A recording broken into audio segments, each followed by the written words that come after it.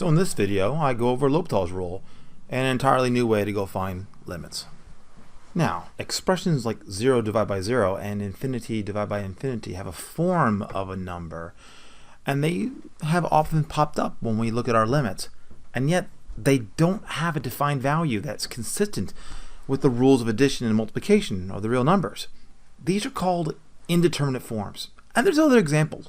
Infinity to minus infinity, infinity times 0, 0 to the 0.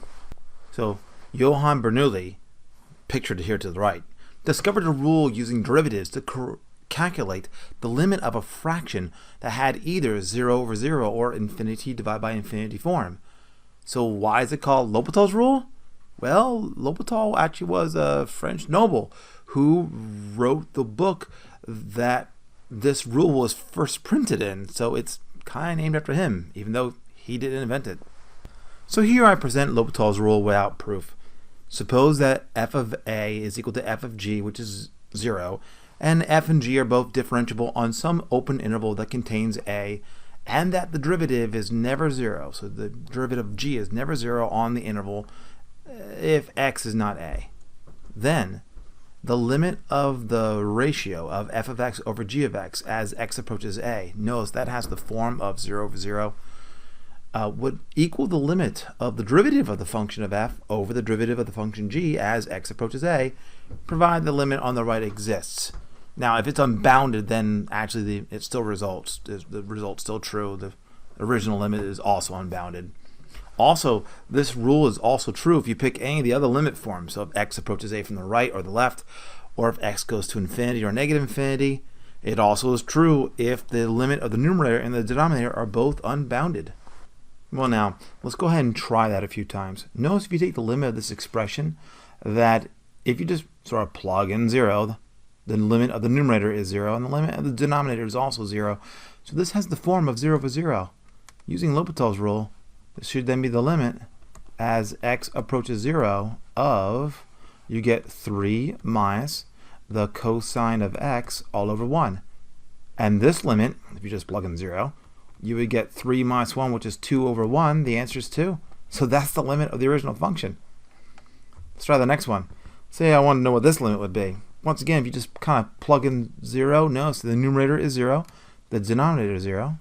So I should try L'Hopital's rule. So as I let x approach 0, the derivative of the numerator would wind up being 1 over 2 times the square root of x plus 1, and the denominator's derivative is 1. So that limit equals, just plugging in 0, you would get, it's 1/2, and that's the limit of the original function.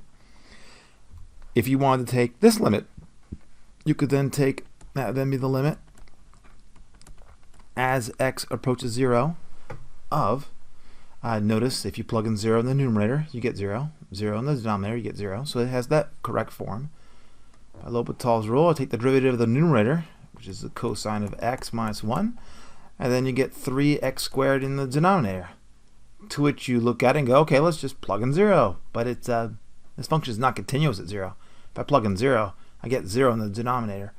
But notice you also get 0 in the numerator, which means I can use L'Hopital's rule again. There's no reason to stop until I get an answer. So the derivative of the numerator would wind up being negative the sine of x all over 6x. But again, that fits L'Hopital's rule because the limit of the top and the bottom are both 0. So that will then be the limit as x approaches 0 of the derivative of the numerator is negative the cosine of x. That's all over 6. And now if you plug in 0, you get negative 1/6. Now notice in all these cases, when I take the derivative of the numerator and the denominator separately. I don't do the quotient rule. This is not the derivative of the quotient. It's the derivative of the numerator divided by the derivative of the denominator. So in order to do this particular limit, we'll do the same thing. Notice that x is approaching 0 from the left. That's okay. The limit of the numerator is 0. The limit of the denominator is also 0. So I can find this limit by just taking the limit as x approaches 0 from the left, and I just take the derivative of the numerator and put it over the derivative of the denominator. Now, the limit of the denominator is 0. The limit of the numerator is 1. That's 1 over 0. that limit doesn't exist. But we can say how it doesn't exist, and it will carry back through to what we had before. So here, if x is approaching 0 from the left, this is actually negative. And if x is near 0 at all, then this is positive. So overall, this answer should be negative infinity, and that's the original limit. In order to use L'Hopital's rule, you need not have that the x is approaching 0 or that the limit form is 0 over 0. And in fact, in this case, notice that as x approaches pi over 2 from the right, the numerator approaches negative infinity, and so does the denominator. So this has the form of unbounded over unbounded, and the limit is not approaching 0. But by L'Hopital's rule, this is then equal to the limit as x approaches pi over 2 from the right of a fraction, the derivative of the numerator, that would be the secant of x, the tangent of x, and in the denominator, that derivative would be the secant squared of x. Now simplifying that, that's the limit as x approaches pi over 2 from the right of, you would then get the tangent of x over secant of x. But that would then be, that's the same as saying the limit as x approaches pi over 2 from the right of just the sine of x. And that limit is clearly 0. So then that's the same value as the original limit. Now actually, if you go and take the limit of this exact same thing as x approaches pi over 2 from the left, this would then be infinite. This would be infinite. In fact, the entire result is exactly the same. So coming from the right or the left actually doesn't matter. The whole limit, in fact, is just 0. Now, doing it again, if you look at this limit, as x approaches infinity, notice the natural log of infinity, that would be infinity, and the square root of an incredibly large number also increases without bound. This has the form of infinity over infinity. So by L'Hopital's rule, this is then the limit as x increases without bound of, I take the derivative of the numerator, 1 over x, I take the derivative of the denominator, which would be 1 over the square root of x, and then you could simplify that to get the limit as x increases without bound of, you would then have 1 over the square root of x when you simplify that mess. But in this case, if x is going to infinity, that limit is 0, and that's the value of the original limit. Lastly, if you take the limit of e to the x over x squared as x goes to infinity, notice that the limit of the top and the bottom are both infinite, so we can use L'Hopital's rule, and this would then be as x approaches infinity of e to the x over 2x, but this still has the same indeterminate form of infinity over infinity, so I just use L'Hopital's rule again as x increases without bound of e to the x over 2, but this time as x goes to infinity, e to the x goes to infinity, but 2 does not. This then is unbounded, but since this is unbounded, all the others are actually also. So while the limit doesn't exist, we can still, using L'Hopital's rule, say in what way that it doesn't exist.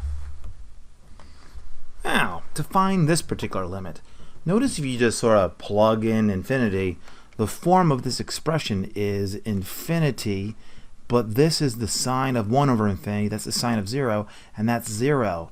So this has the form of the infinity times 0. Now we don't know what that is. The reason is because the sine of 1 over x actually isn't 0.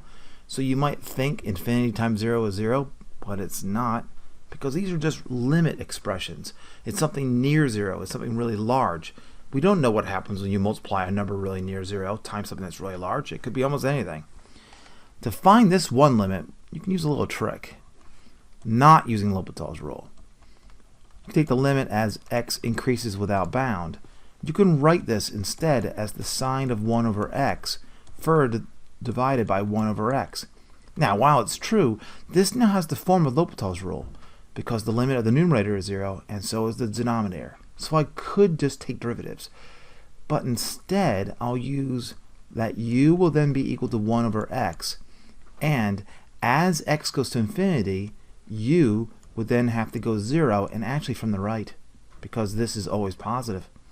So I can change this limit to be the limit as x as u approaches 0 from the right of the sine of u over u. And we know that limit, that's 1.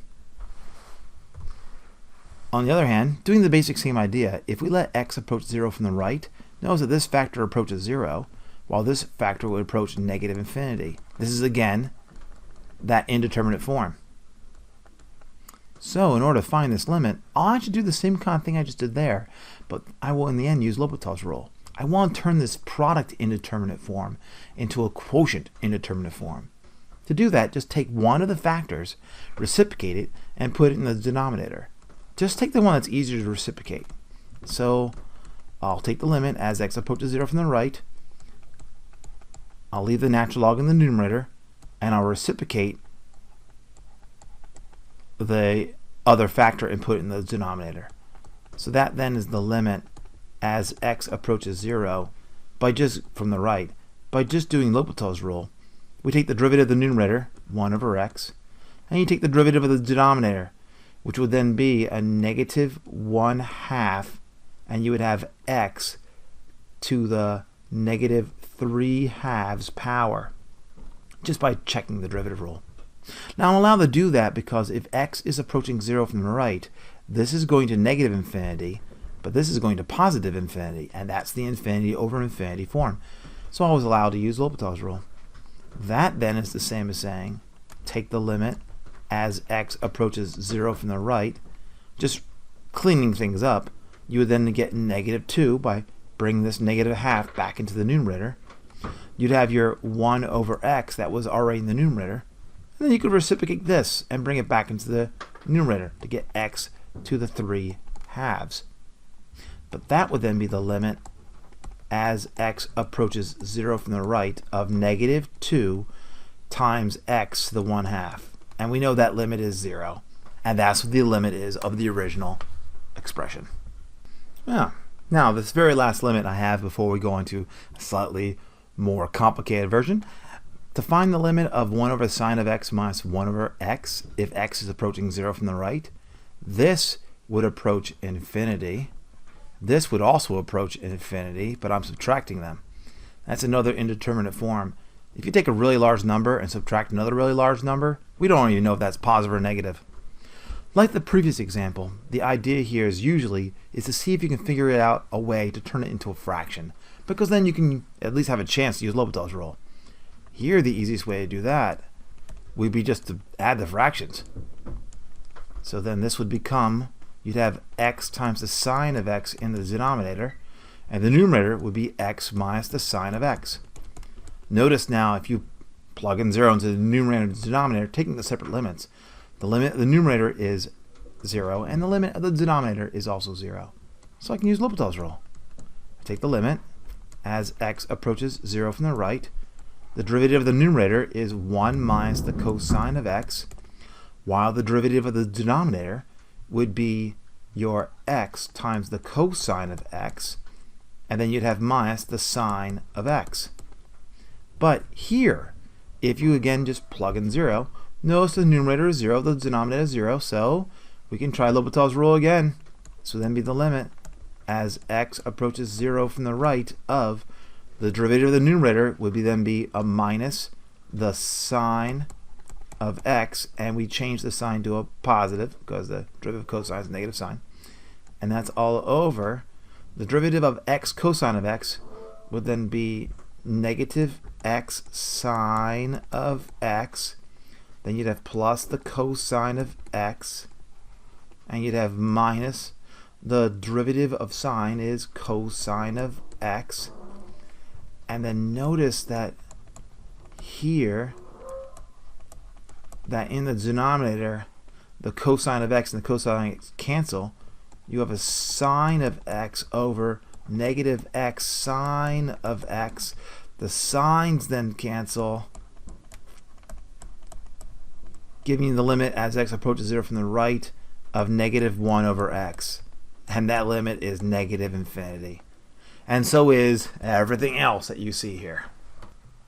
Now, sometimes these indeterminate forms have the appearance of 1 to infinity, 0 to 0, or infinity to 0. those unfortunately need a little bit more trickery in algebra because we need to convert them somehow into a fraction. And the only way to turn it into a fraction of some form is to use a logarithm, because the logarithm will then bring the exponent down. So we'll handle these limits by using logarithms and exponentiation, and we'll actually use continuity of the exponential function in order to find the limit. This is essentially the process. If the limit of the natural log of the function is L, then the limit of the function, being the limit of the exponentiation of the logarithm of the function, is the same as e to that limit.